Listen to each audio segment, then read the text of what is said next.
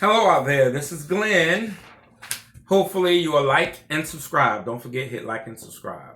All right, we're going to get right to it. Hey, I want to encourage y'all to get a chance to watch a movie called Life of Jesus. This is kind of like my second reference to that movie.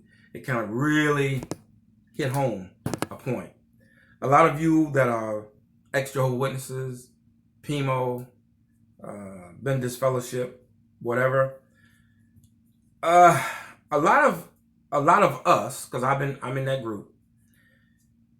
Once we leave the Jehovah Witness faith, it's kind of hard to go to any other religious entity, I would guess you would say, or group. And one of the reasons I would think is because you really know the Bible. I have to give the witnesses credit for that. You really study the Bible. You really, read the scriptures, and you kind of, I'm gonna say you think for yourself all the way, but kind of opens your mind. So when it opens your mind, when you hear people talk about the Trinity, holidays, and all that stuff is like bull crap. So you basically, it's like I'm not gonna be messing with any of those other religions because I see the fallacy in all of it. Now I'm not knocking anybody's beliefs, so don't take it the wrong way. I'm just saying for people that were raised witnesses, or people that become a witness, or p.i.m.o. Now, one of the things I think about a lot of times, what if Satan the devil influence, or his influences within the organization? I really do believe that. I know the guys saying that they are the governing body. They speak directly to Jehovah. But Jesus Christ picked out 12 apostles. He was perfect. And Satan influenced 2 of them. We all know Judas Iscariot, but he also got to Peter.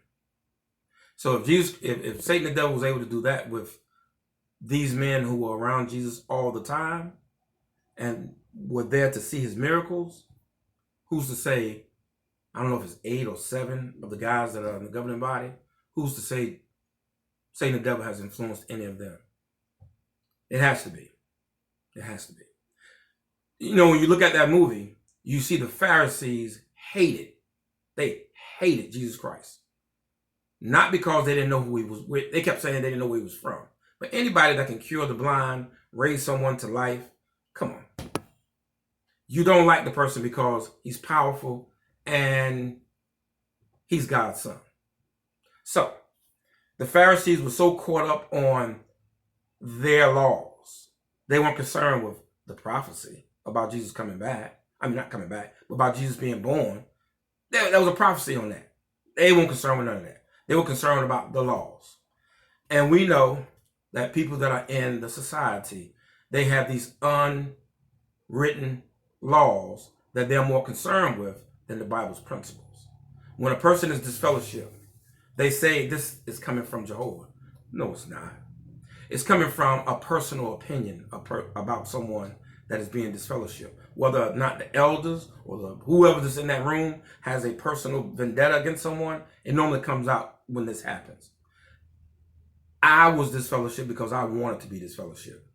But most of the people that I know did not want to be disfellowshipped. I'm going to use my brother, for example. He was kicked out for some bogus reasons. I'm not going to go into that, but absolutely bogus. So, they say when they disfellowship you, that discipline is coming from Jehovah, the person that sent Jesus Christ to die for our sins. He's supposed to be a loving God, which he is, but I'm just saying they say he's a loving God and he wants this to happen to you. Well, I'm going to give you an example. We're going to say Jesus Christ, the organization is the hospital. Jehovah God is the lead doctor. And everybody else in the hospital is in the organization. So, you have a kidney transplant, and the doctor does the surgery. So, in a sense, when you disfellowship, if they're saying Jehovah God kicks you out because of your unrepentant attitude, so you commit a sin, you go to the doctor. You have a kidney transplant. You go, and the doctor does the transplant. After he does the transplant, he stitches you up, and they put you in a wheelchair with your garment on, and they roll you out to the front of the hospital, and say, okay, bye, see you later. When you're disciplined with the Jehovah Witnesses, they kick you out of the organization. This is from Jehovah. Bye. Pull your bootstraps up and come on back. So basically what they're doing is kicking you out in the wilderness. You're already hurt. You're already hurt. And you're out in the wilderness where there's bears, lions, might be some raptors. I thought I'd just throw that in there. But they're throwing you out. So in the hospital, when this surgery is done, the doctor sends you out. No antibiotics. No wraps. They stitched you up, and you don't have any, the stuff that they put on, cotton gauze or whatever it's called, when your wound drains. They just send you out with that one batch, boom, and you're on. You know from experience, week or two, that person is going to be dead. If he happens to survive, he's going to be damaged. Very damaged. So, in the regular scheme of things, in the hospital, after the surgery is done, you have nurses to come and check on you, to come redo your wound.